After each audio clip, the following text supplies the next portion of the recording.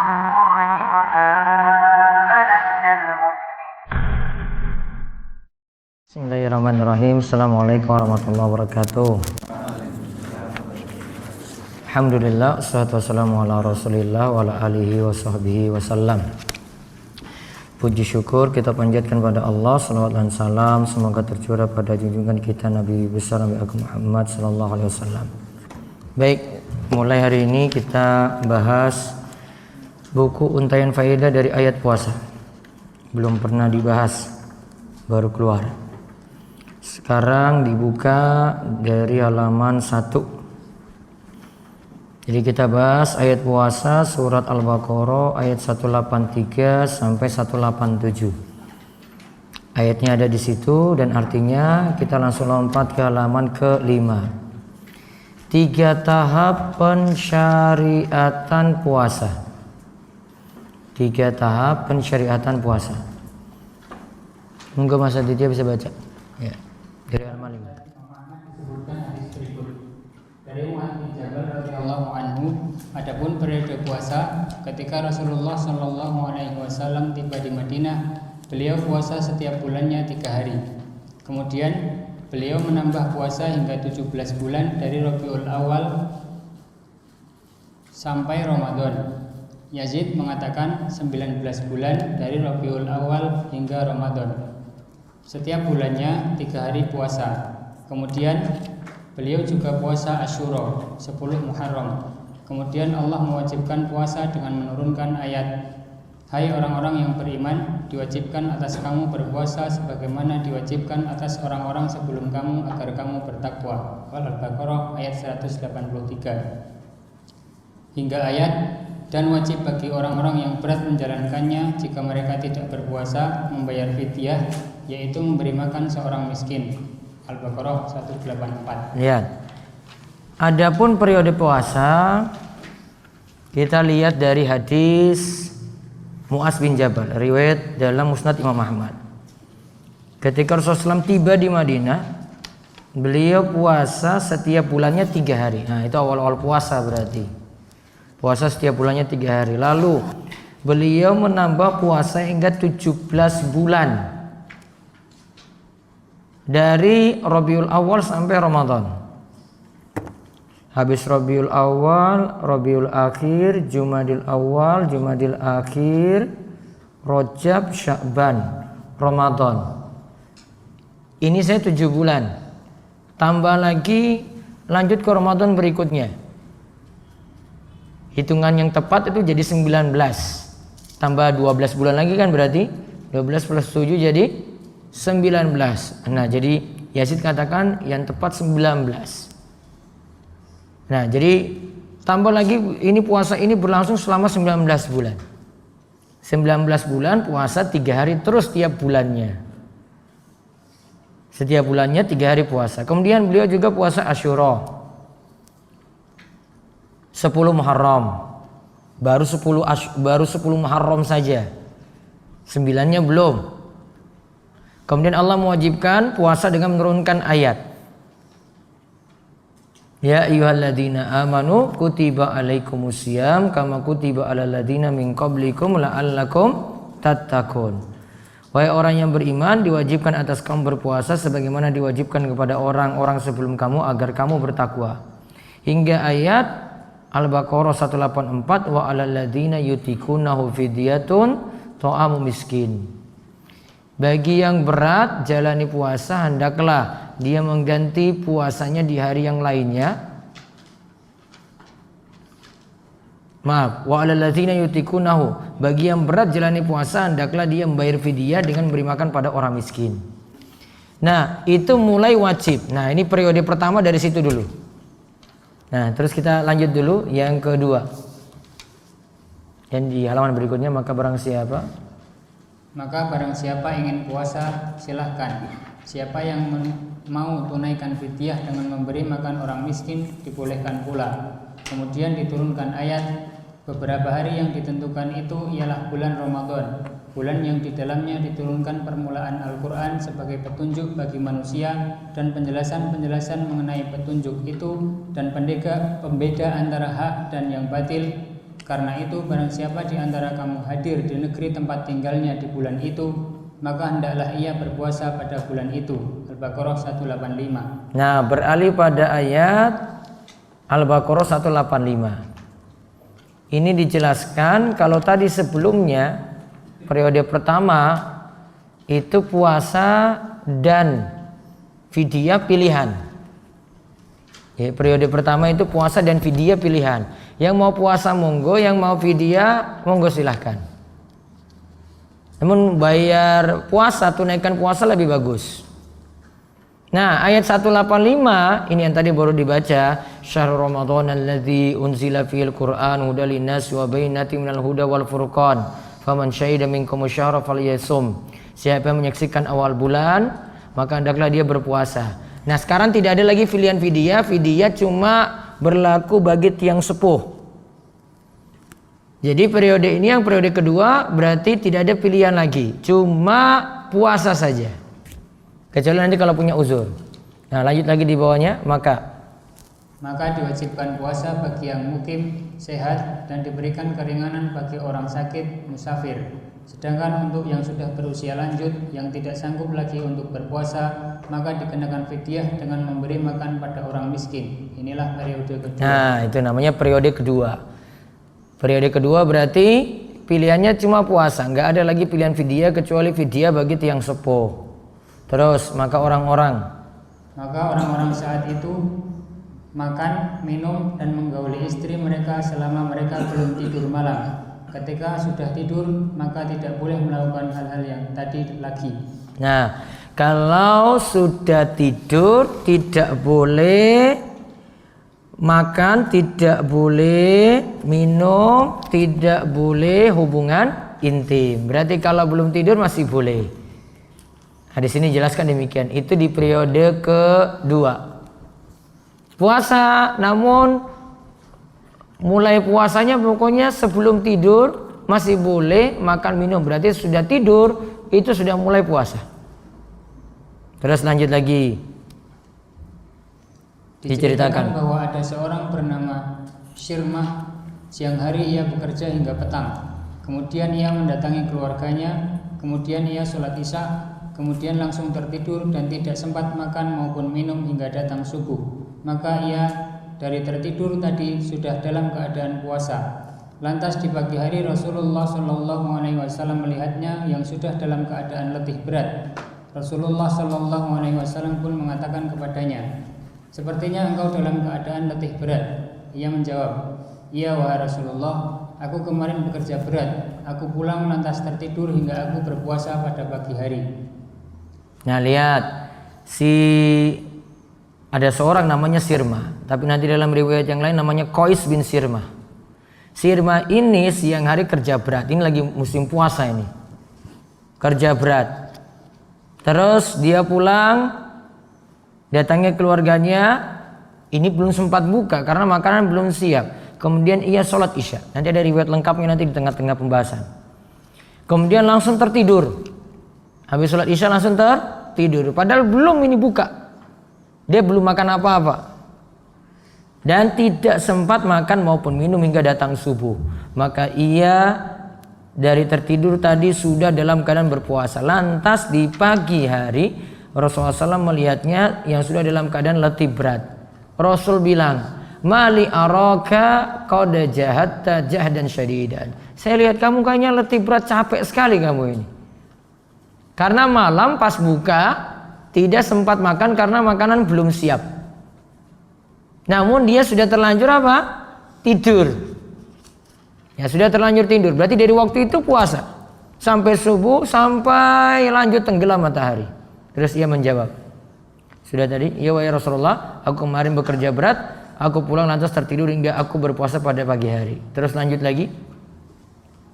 Umar pun menggauli budak wanitanya atau istrinya setelah Umar tidur. Kemudian ia mendatangi Nabi SAW dan menceritakan kasus yang ia alami. Lantas turunlah firman Allah, "Dihalalkan bagi kamu pada malam hari bulan puasa bercampur dengan istri-istri kamu. Mereka adalah pakaian bagimu dan kamu pun adalah pakaian bagi mereka. Allah mengetahui bahwasanya kamu tidak dapat menahan nafsumu. Karena itu Allah mengampuni kamu dan memberi maaf kepadamu. Maka sekarang campurilah mereka dan ikutilah apa yang telah ditetapkan Allah untukmu. Dan makan minumlah hingga terang bagimu benang putih dari benang hitam yaitu fajar. Kemudian sempurnakanlah puasa itu sampai datang malam. Nah, 187. Itulah 187 ini dari Al-Baqarah, itu periode ketiga. Berarti periode pertama kesimpulannya. Periode pertama tadi apa? Puasa wajib namun masih jadi pilihan. Boleh puasa, boleh fidyah. Periode kedua cuma puasa saja, namun belum ada ketetapan untuk makan sahur. Ya. Terus periode ketiga puasa wajib, malam boleh makan, minum, hubungan intim, ada pensyariatan makan sahur. Berhenti ketika terbit fajar subuh. 3 ya, diulang ya. Pertama tadi apa? Pertama, periode pertama puasa wajib, terus ada pilihan puasa dan fidyah. Terus yang kedua, puasa jadi wajib, cuma satu pilihan saja, kecuali bagi yang punya uzur. Yang ketiga, puasa ada sahur. Kalau yang periode kedua sudah ada sahur belum? Belum. Karena nanti setelah tidur tidak boleh makan, tidak boleh minum, tidak boleh hubungan intim. Nah, sekarang lihat pembahasan halaman 9. Surat Al-Baqarah 183, diwajibkannya puasa Ramadan. Dibaca. Allah Ta'ala berfirman, hai orang-orang yang beriman, diwajibkan atas kamu berpuasa sebagaimana diwajibkan atas orang-orang sebelum kamu agar kamu bertakwa. Yang diseru adalah orang yang beriman. Ayat ini dimulai dengan menyeru orang yang beriman untuk mengingatkan supaya memasang telinga karena akan disebut suatu beban taklif atau beban hukum. Lihat tafsir Az-Zahrawain halaman 2191. Surat ini adalah surat Madaniyah, yaitu turun setelah Nabi SAW berhijrah. Hukum yang dimaksudkan dalam ayat ditujukan pada orang mukmin secara khusus, karena orang kafir tidak diseru pada fusuk syariat yang mereka diseru pada furuk syariat yang mereka diperintahkan di dunia.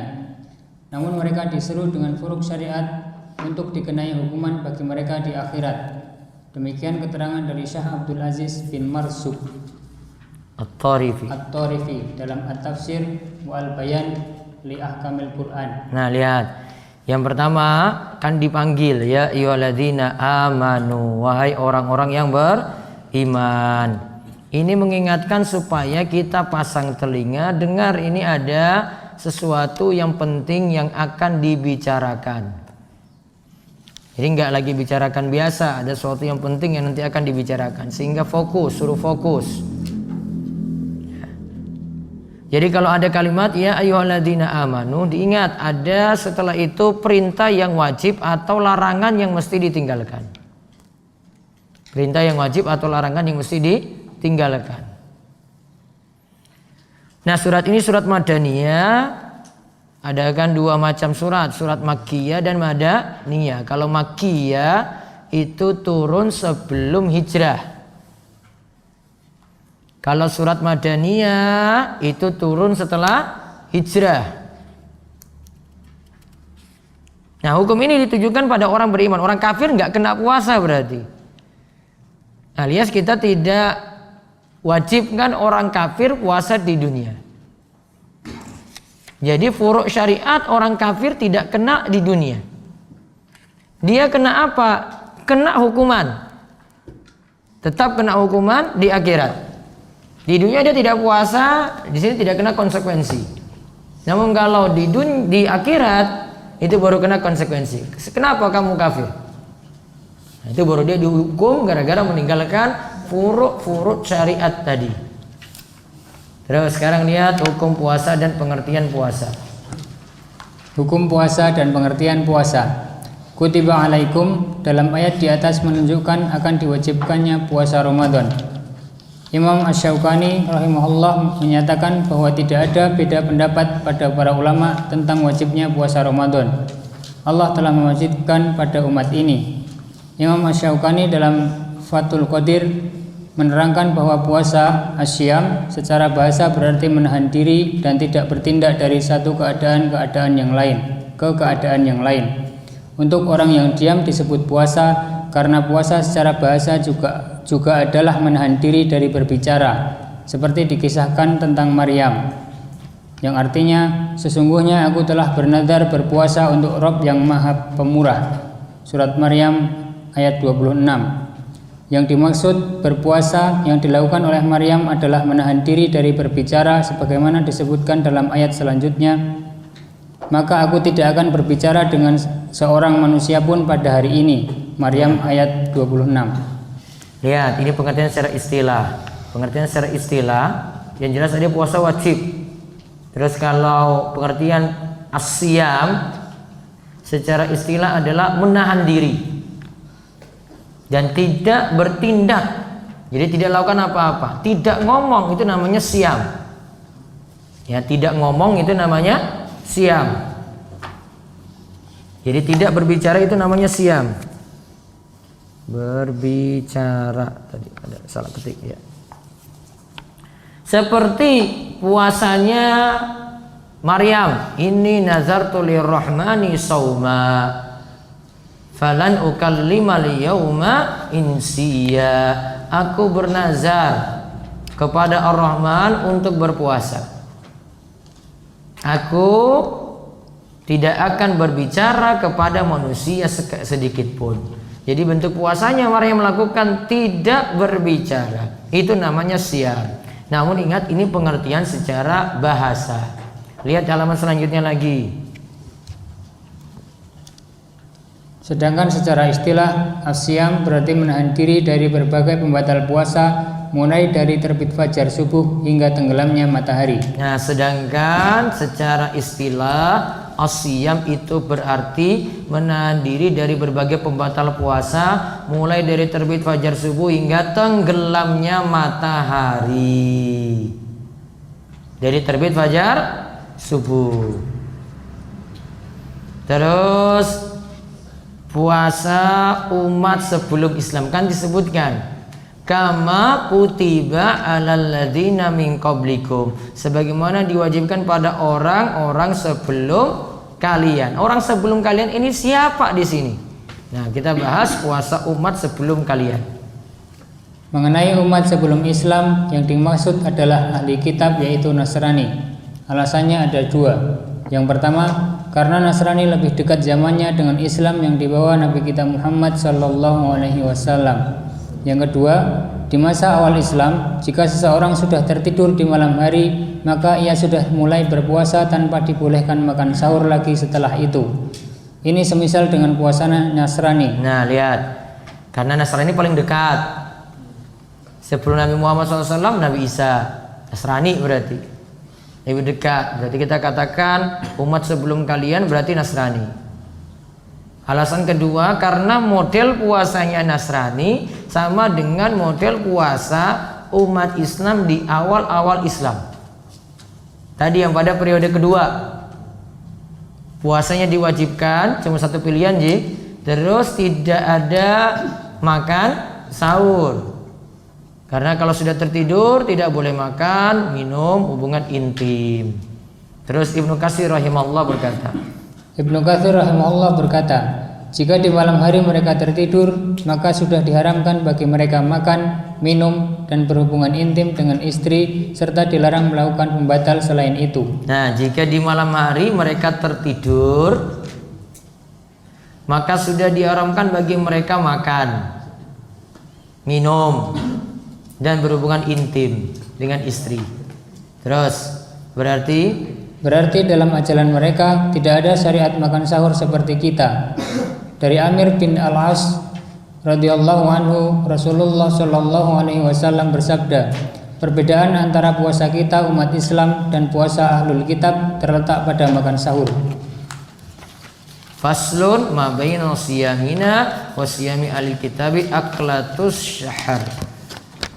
Perbedaan antara puasa kita umat Islam dan puasa ahli kitab terletak pada makan sahur. Terus Syekh Muhammad bin Shalih Al-Munajjid, Syekh Muhammad Shalih Al-Munajjid hafizahullah menyatakan sebagaimana diwajibkan pada umat sebelum kita seperti Bani Israel dan selain mereka. Yang dimaksudkan adalah sama dalam hal wajib, namun bukan tata cara puasanya yang sama. Dalam perincian puasanya berbeda, namun dalam kewajiban dan hukum itu sama. Jadi sama-sama wajib puasanya. Namun cara puasanya orang Nasrani ya, untuk tata caranya beda. Kita perlu tahu detail atau tidak? Tidak perlu. Karena kita cukup dengan syariat Islam, jadi nggak usah dibedah. Wah ini wong Nasrani ki puasanya ini apa saja yang dilarang, apa saja cara-caranya, yang tidak boleh itu apa saja. Karena sudah kita nggak pakai lagi. Yang kita pakai cuma syariat Nabi Muhammad SAW saja. Terus bagaimanakah bentuk puasa yang dilakukan? Dilihat dari sisi waktu, ada yang mengatakan bahwa bentuk puasanya adalah puasa Ramadan. Ada yang katakan bahwa mereka melakukan puasa hanya 3 hari. Ini juga yang ada di awal-awal Islam. Ada juga yang mengatakan bahwa yang mereka lakukan adalah puasa Asyura atau 10 Muharram. Nah, terus di bawahnya lagi. Mengenai bentuk puasanya, mereka meninggalkan seluruh perkataan. Sedangkan syariat Islam hanya memerintahkan meninggalkan perkataan dusta, ditekankan lebih daripada saat tidak berpuasa. Nah, lihat. Kalau di sini sedangkan syariat Islam hanyalah memerintahkan meninggalkan perkataan dusta, ditekankan lebih daripada saat tidak berpuasa. Kalau yang dulu ngomong saya nggak boleh. Nah ini menurut pengertian dari Imam Ibnu Al-Arabi. Bentuk puasanya seperti itu. Terus Ibnu Katsir rahimahullah. Ibnu Katsir rahimahullah berkata, telah ditetapkan bagi umat sebelum Islam, mereka pun ditetapkan puasa selama sebulan penuh pada hari-hari tertentu dengan jumlah hari yang diketahui. Inilah yang diriwayatkan oleh As-Sudi dan selainnya. Nah, di sini kalau disebutkan juga sebulan puasanya. Terus ada lagi penjelasan dari At-Tabari. Sebagaimana disebutkan dalam tafsir At-Tabari, As-Sudi rahimahullah mengatakan bahwa jima atau berhubungan intim dilarang pula bagi umat sebelum Islam ketika berpuasa. Demikian puasanya Nasrani ketika mereka berpuasa di Madinah. Mereka meninggalkan makan, minum, dan jima. Nah, berarti sama yang ditinggalkan. Namun berarti jumlah harinya itu bagaimana, terus sahurnya itu tadi kita simpulkan tidak ada. Terus pelajarannya kita disuruh berlomba dalam kebaikan. Syekh Abdurrahman bin Nasir As-Sa'di rahimahullah memberikan pelajaran berharga. Umat Islam telah diwajibkan untuk menjalankan puasa Ramadan sebagaimana telah diwajibkan kepada umat sebelum Islam. Karena puasa termasuk amalan yang selalu mendatangkan maslahat bagi setiap umat di setiap zaman. Oleh karena itu, hendaklah kalian berlomba-lomba dengan umat sebelum kalian dalam menyempurnakan amalan dan bersegera untuk melakukan kebaikan. Itu bisa dilakukan dan tidak mungkin berat. Nah, pelajarannya karena umat sebelum Islam itu disuruh puasa, kita berlomba-lomba dengan mereka juga. Mereka dalam keadaan baik, kita harus lebih baik daripada mereka. Maka dalam ayat disebutkan wa fi dzalika falyatanafasil mutanafisun. Dan untuk yang demikian itu hendaknya orang berlomba-lomba. Surat Al-Mutaffifin ayat 26. Baik, sampai di situ terlebih dahulu untuk sesi pertama. Ada pertanyaan? Nanti lanjut habis asar lagi. Betul? Gak ada yang nanya? Ngantuk? Ya sudah, silakan lanjutkan aktivitasnya. Ya nanti habis asar lagi Ji. Baik, nanti habis asar ada kegiatan. Nanti seperti biasa buka nanti di ruang sana. Nanti kalau bar tarwih mau perlu apa-apa ada di situ juga. Mau pop mie kayak apa kayak selama masih ada. Ya. Silakan periksa di ruang sana juga. Terus nanti buka puasa ada menu hari ini tuh kambing kalau nggak salah, ada yang akikoh soalnya. Ada yang akikoh, kebetulan aja antum dapat. Kalau nggak ada yang akikoh nggak dapat ayam lagi nanti. Ada yang nyumbang akikoh, jadi suruh bagi untuk yang buka sama warga. Baik, itu saja kita cukupkan. Kita tutup kalian doa kafaratul majelis.